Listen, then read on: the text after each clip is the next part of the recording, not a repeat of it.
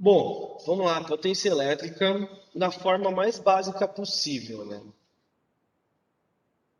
Potência mecânica que você viu no ano passado é calculado como qualquer forma de energia medida num determinado intervalo de tempo. Então, um corpo anda numa rodovia com uma velocidade, ele vai desenvolver energia cinética, então no lugar do E, energia cinética e o tempo que ele fica andando. Qualquer forma de energia pode entrar aqui, qualquer uma. Tá? Só que eu estou interessado em estudar não a potência mecânica através de energias mecânicas, mas sim a potência elétrica. Então, eu vou buscar lá na base da eletricidade aquele tema que você estudou primeiro. O primeiro tema que você viu de eletricidade, você estudou os átomos lá, né? Quantidade de carga. E eu vou multiplicar essa energia por quantidade de carga em cima. Só que isso é uma fração. Tudo que eu faço em cima, eu devo fazer embaixo. Então, multiplicando por quantidade de carga elétrica em cima e embaixo, eu posso pensar aqui numa ordem, né? Uma inversão da ordem, a ordem do fator não ter produto. Eu vou trocar o tempo com a quantidade de carga. E aí a sua equação de potência fica escrita como energia dada para cada carga vezes a carga dada para cada tempo. Então se eu pegar e analisar energia por carga, energia dada para cada carga, isso tem um nome. O nome disso é DDP, é U.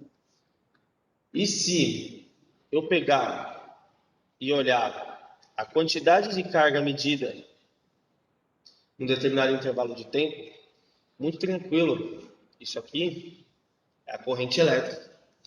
Portanto, podemos concluir que a potência elétrica na sua forma mais pura é U vezes I.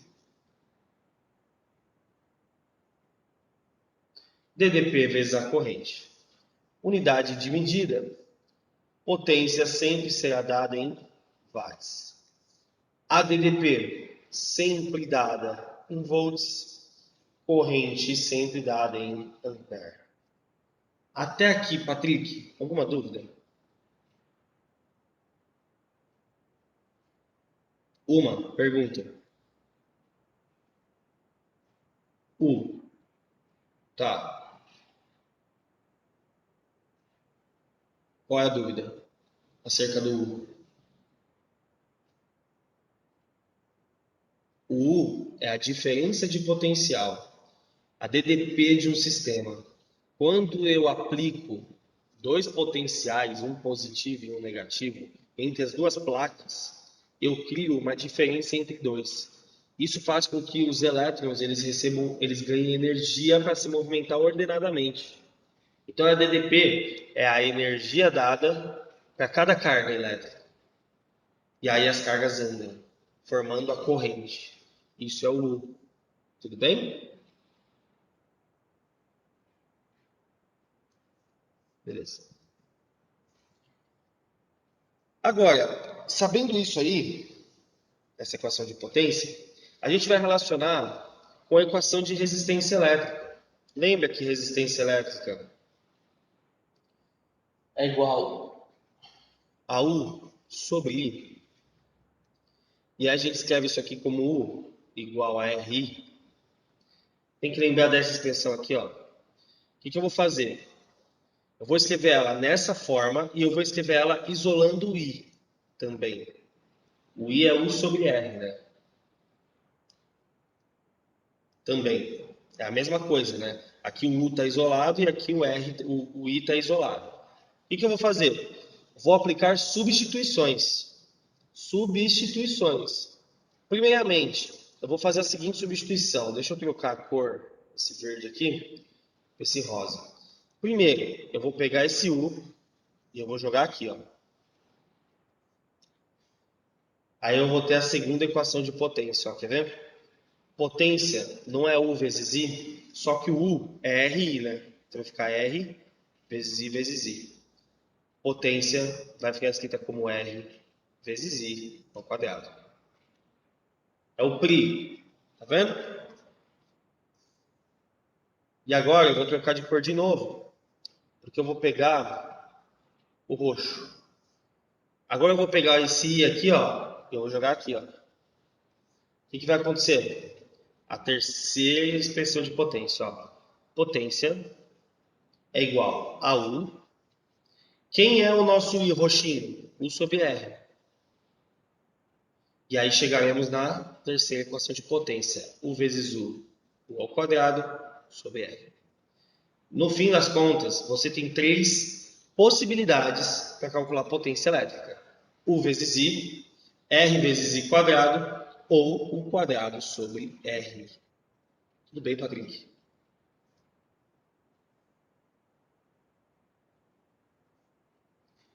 Outra abordagem de potência elétrica agora é pensar ela na forma pura. P igual a E sobre ΔT. E aí você vai ter que pensar no consumo de energia elétrica, que é o que tem nas nossas residências. Para você pensar nesse consumo, você tem que pensar assim, ah, tá bom, já sei que potência é energia por tempo. Então, energia é potência vezes tempo. Olha para essa expressão aqui e vamos pensar que esse E é de energia elétrica, ok? Todos os aparelhos elétricos da sua casa consomem uma energia. Como que você vai calcular essa energia? A potência de cada um vezes o tempo. Presta muita atenção. A unidade. Na sua casa, a unidade de medida que chega é quilowatt-hora. Então significa que a potência vai estar em quilowatt, potência, e significa que o tempo estará em horas. E aí a questão vai falar assim, ó, exemplo, 1 kWh vale 0,6 reais. Eu quero o valor gasto no mês, sendo que o aparelho funciona por 20 minutos por dia. O que você tem que fazer? Ah, tá bom, funciona 20 minutos por dia? Tá, em 30 dias eu vou pegar o 30 e multiplicar pelo 20 para saber o tempo em minutos. Ah, mas aí ele está me falando que está em quilowatt-hora, né? Então meu minuto tem que virar hora. Aí eu converto o minuto para hora. Aí a potência do chuveiro vai estar em watt. Tem que passar para quilowatt. Tem que lembrar que 1 kW é 1000 watts, né? E aí a energia vai ser a potência em quilowatts vezes o tempo em horas. Pronto. Aí no fim eu faço uma regra de 3. 1 kWh é 0,6 reais. Tantos kWh no mês, X. Aí eu calculo esse X, que é o valor, em reais. Tá? Então é pensar no consumo de tempo, né? Passar para a hora, pensar na potência dada, passar para quilowatt. O tempo que você passou para a hora, multiplicar por 30 para dar um mês, se ele perguntar em um mês. Ou seja, vai multiplicar pelo número de dias que ele perguntar. Calcule a energia e ache o valor em reais. Tudo bem? Então, é uma abordagem acerca de consumo de energia elétrica das casas. Tudo bem, Patrick?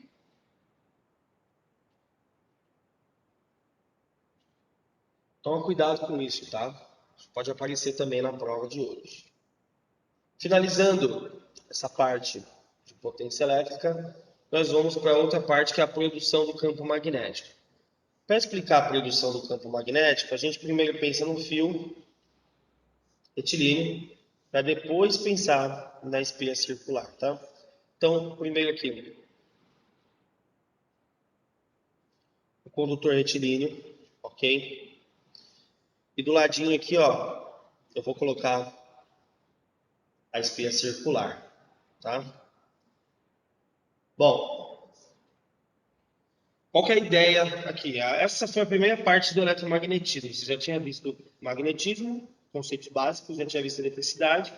E aí eu expliquei para você o experimento do Hans Christian Ørsted, dinamarquês físico, que fez passar corrente no fio e percebeu que a passagem de corrente elétrica no fio gerava campo magnético em torno desse fio. E aí, para isso, você tem que brincar um pouquinho dentro da sua regra da mão, da mãozinha direita, né? Brincando um pouquinho com a regra da mão direita, coisas que você deve lembrar que sua corrente, ela está alocada no dedão. Isso aqui é a corrente elétrica. Os seus outros dedos vão fazer um movimento circular que vai determinar a direção e sentido do campo. Então o campo vai ter forma circular aqui, campo magnético sempre.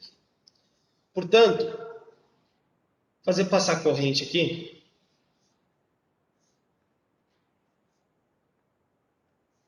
ó, passando corrente subindo. Como que eu desenho o campo magnético em torno desse fio? Vou colocar meu dedão subindo e olhando para a tela, eu vou fazer um movimento circular.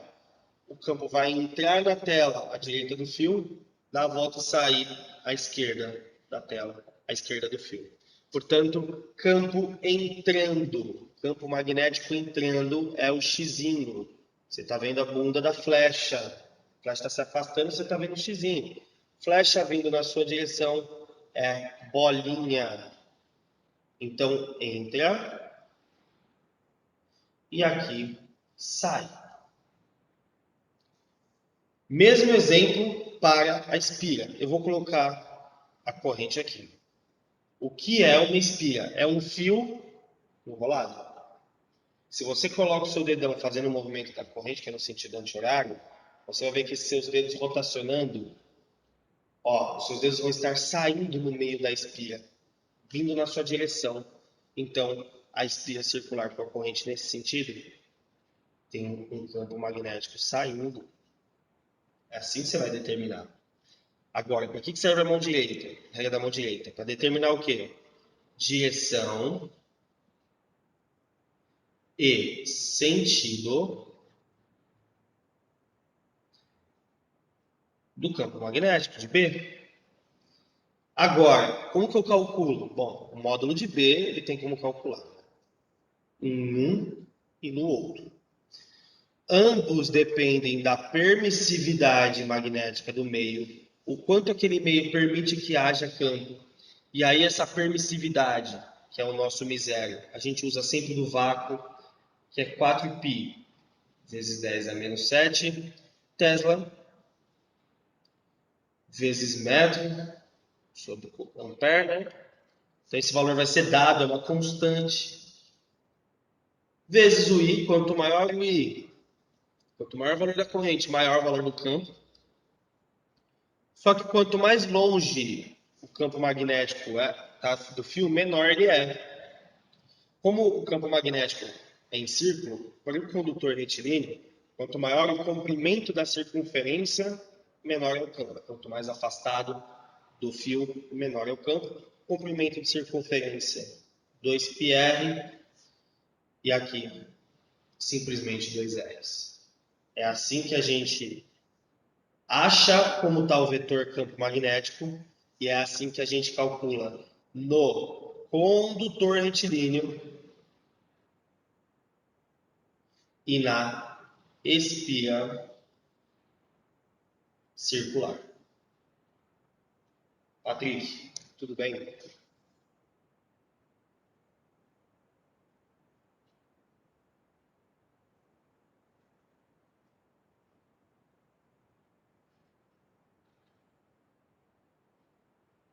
Patrick, o senhor está aí?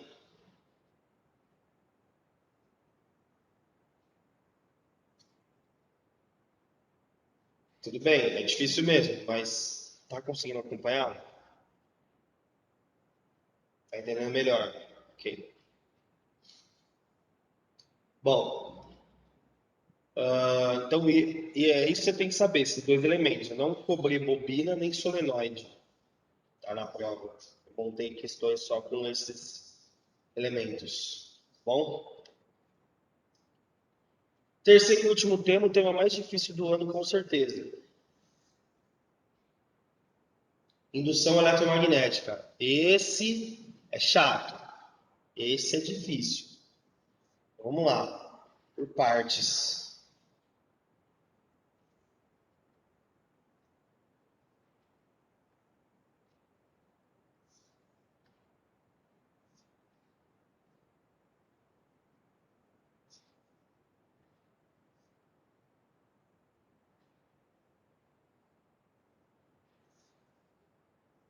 Bom, o que é isso aqui, né, que eu estou desenhando? Isso aqui vai ser a nossa região de campo, tá? Quando eu falo região de campo, Patrick, é como se você estivesse atravessando as linhas, tá? Ó, nossa região de campo está assim. Patrick, fala para mim, como que tá esse campo aqui, ó? O que significa esse X? Como que tá o campo?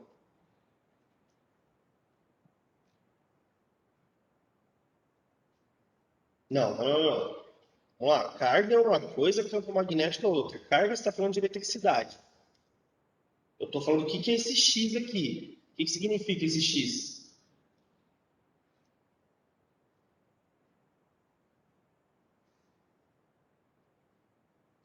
Campo o quê? E como está o campo já que tá? Eu estou desenhando vetor aqui.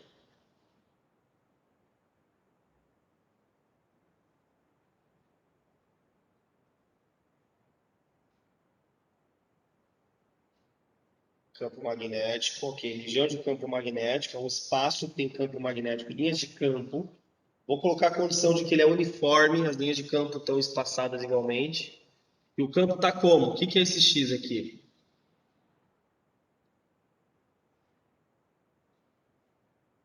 Então tudo bem, Patrícia, o X é o vetor, mas como que está o vetor? Para onde está apontando o vetor? Direção e sentido dele.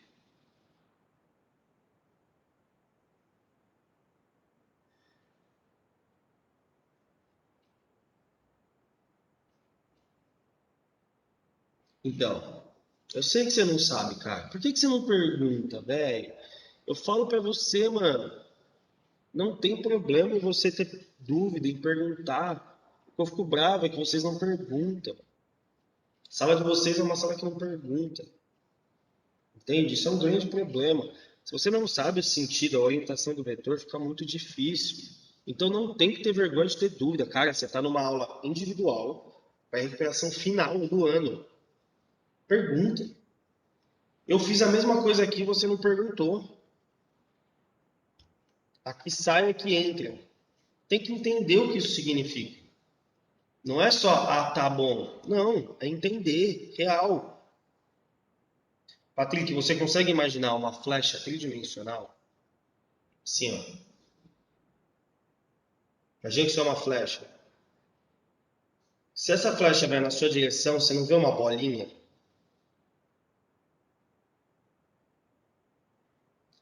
Se ela se afasta de você, lembra que aqui atrás da flecha tem umas peninhas?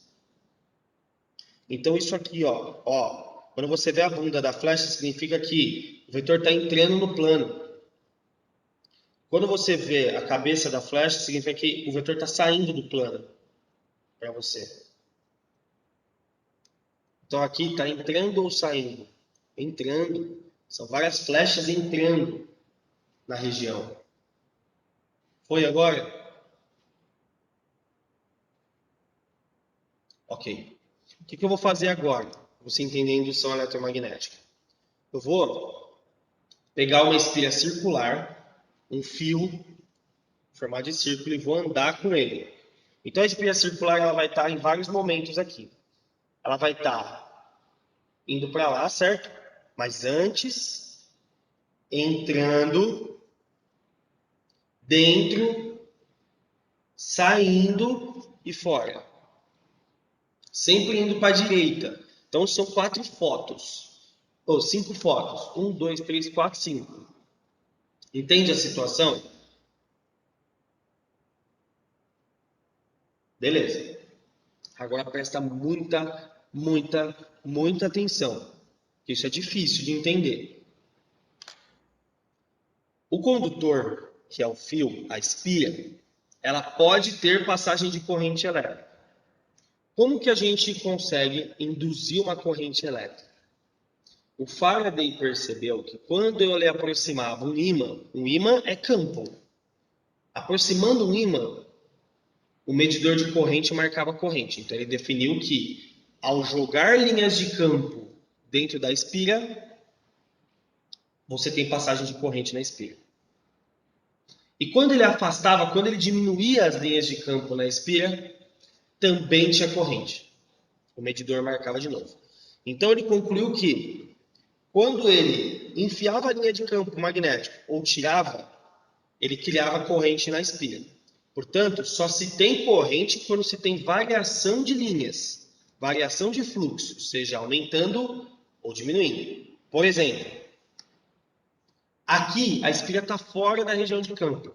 Tem corrente passando na espira? Não. Corrente aqui é zero. Aqui, a espira já está fora de novo do campo. Tem corrente? Não. Quando a espira está entrando na região de campo, o que eu posso falar sobre as linhas de campo? Que elas aumentam na espira. Então, estou tendo variação do fluxo. Beleza? Variação do fluxo positiva. Está aumentando o fluxo. E quando ela está saindo, eu tenho uma variação do fluxo também, só que diminuindo, né? Então, negativa. E quando ela está dentro, a variação do fluxo é zero. Não tem variação, porque ela está andando só nas linhas que já estão lá. Ela não está recebendo nem perdendo. Até aqui tudo bem?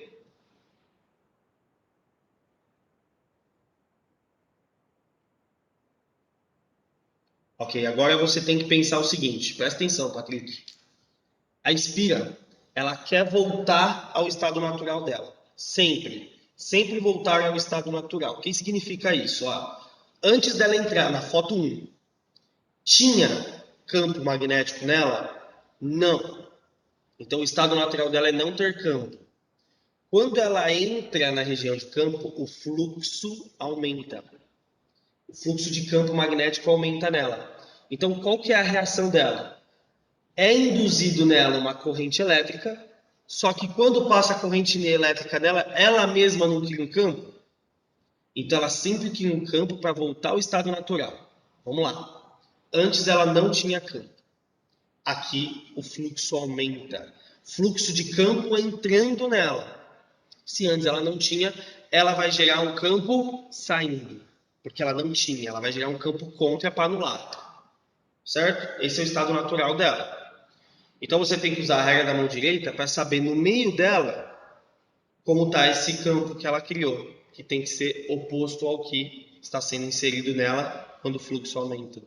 Isso aqui é um aumento. É sempre o oposto. Aqui eu tenho um aumento do fluxo, então a espira vai querer diminuir o fluxo. Para isso, ela tem que ter um campo no meio dela como? Bolinha, né? Saindo. Usando a regra da mão direita, você vai ver que a corrente tem que estar para cá, né? Ok, saindo da tela. Entendeu, Patrick?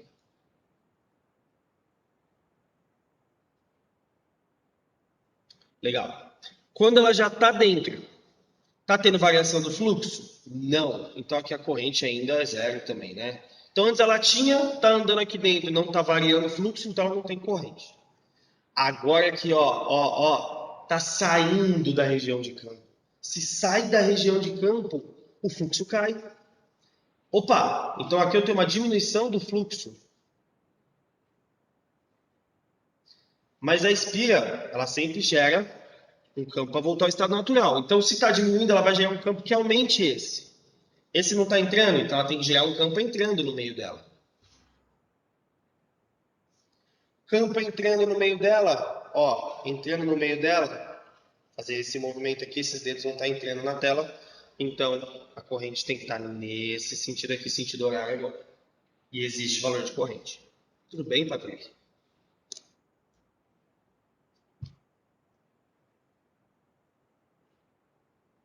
Isso é indução eletromagnética. Não tem para onde fugir. É só isso. É entender isso. Beleza? Nesse caso, eu estou andando com a espira. Mas eu posso deixar a espira parada e jogar um ímã, né? Polo norte de um ímã, que vai estar lançando linha de campo também, né? Tanto faz se eu ando com a espira ou com o campo, né? É a mesma coisa. A diminuição ficou confusa? Vamos lá. Quando ela está saindo, ó, a espira saindo, ela tinha linhas que estavam entrando nela. Está saindo, opa, o fluxo está diminuindo dessas linhas. Ela sempre volta ao estado natural. Quando ela estava aqui dentro, na terceira foto, o estado natural dela aqui é ter essas linhas entrando. Então, quando está diminuindo, ela fala, opa, não, não, não, aumenta de novo. Meu estado natural agora é ter campo. Então, ela é induzido nela uma corrente que ela vai criar um campo entrando para aumentar, compensar essa diminuição. A espia sempre compensa o que está acontecendo.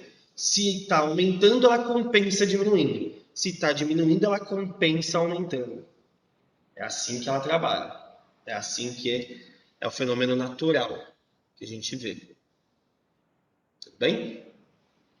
Ficou mais claro? Sim? Pense em compensação, Patrick. Tá bom?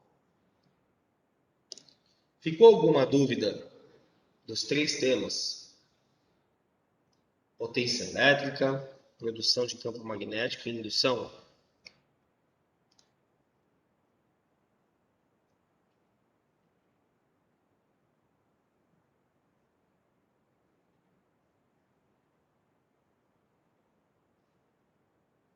Sim, é mais difícil. Mas ficou claro? Se tiver alguma dúvida, pergunta.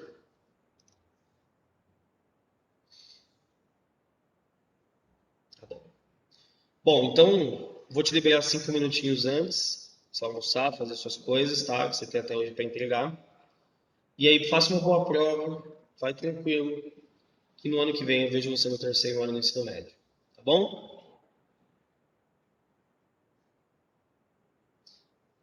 Vai dar tudo certo, tá bom?